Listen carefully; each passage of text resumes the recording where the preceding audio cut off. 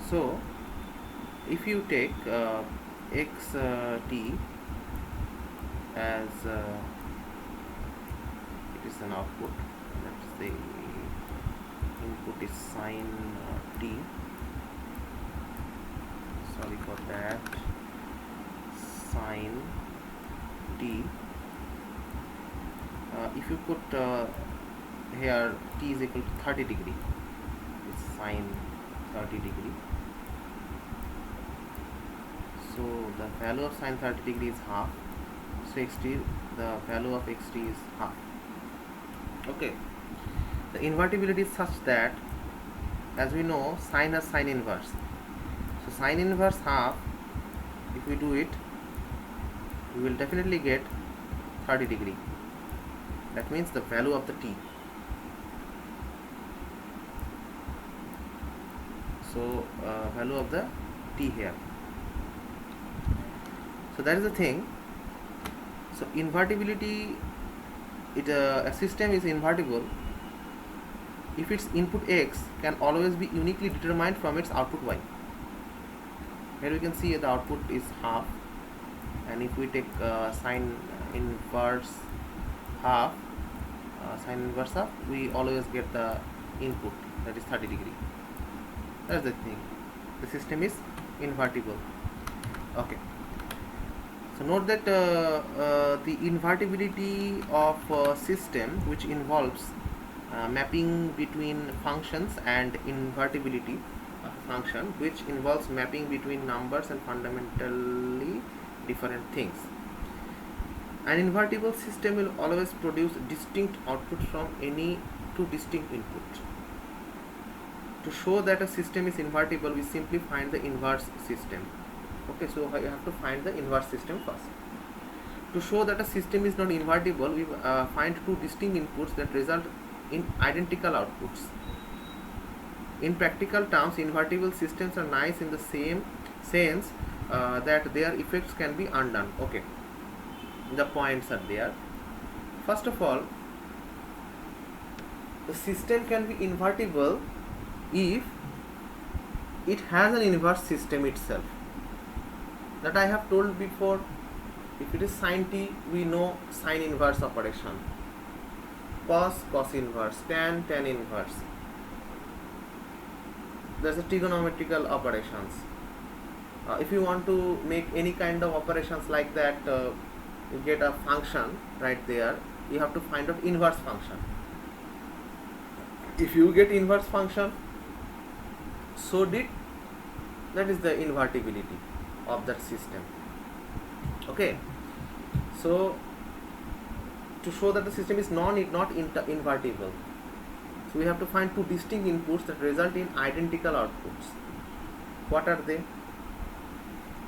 The system is invertible to find two distinct inputs that result identical outputs. Okay, if you take sine 30, you definitely get half. But if you get sine minus 30 distinguished value, you will get minus half, different values. But in some systems they might be equal or 1. Which kind of system? It's a pretty simple system. Yt, if I put down that x t, same value result in this identical inputs. Okay, if it is module, or sorry, that is known as the mode. Okay, so if it is 1, that is 1. If it is minus 1, the value of this thing will again 1, the output will be 1. If the total value is 1, you will get 1. If it is minus 1, you will again get 1. Not minus 1, again get 1. So two different value on a single value. So two distinct inputs that result in identical output. It's non-invertible. It should have to be different values, but once we get the value of y, we can get the value of x2. Once we get the value of x, we can always get back to y2. So that is known as invertible. In practical terms, invertibles are nice in the sense that their effects can be undone. Here the system means the invertible systems are very much flexible. If you know the system H, you can also make invertible system H inverse to get outputs. Okay, you know input, you get output. If you want to get the input, so you have to have an inverse system. Whether you put the output, you will always get the input. So to know what are the inputs, so it is very nice and it is very flexible to understand what inputs we have given in the system. There will be more examples I will give you in next lectures.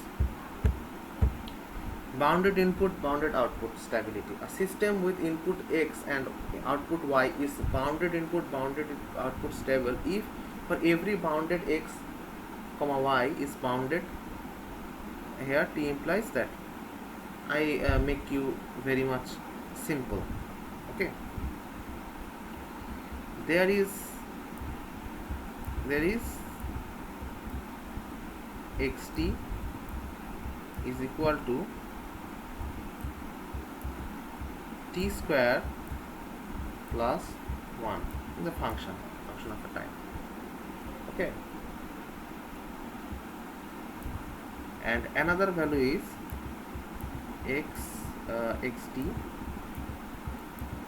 another equation is xt t plus 1, two functions, two different type of functions, t plus 1. Here if you put 2 square plus 1, you will get 5. If you put minus 2, that will be minus 2 square plus 1,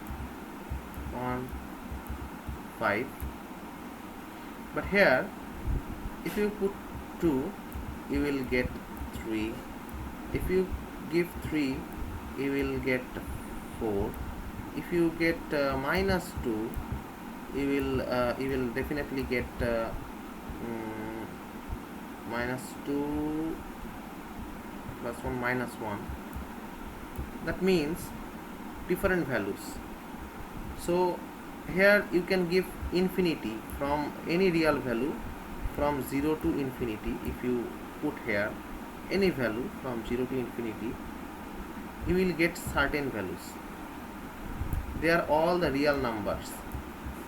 That is a bounded input, bounded output.